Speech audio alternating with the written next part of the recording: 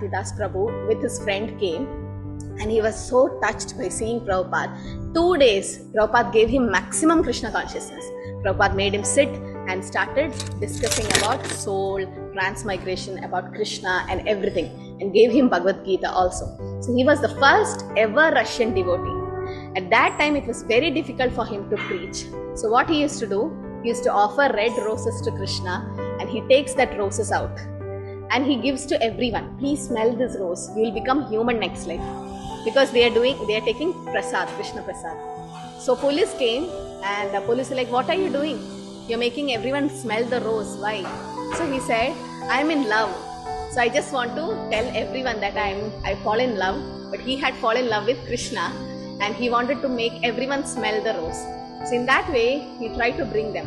Then everyone became curious about him, and he started bringing them to his home and preached.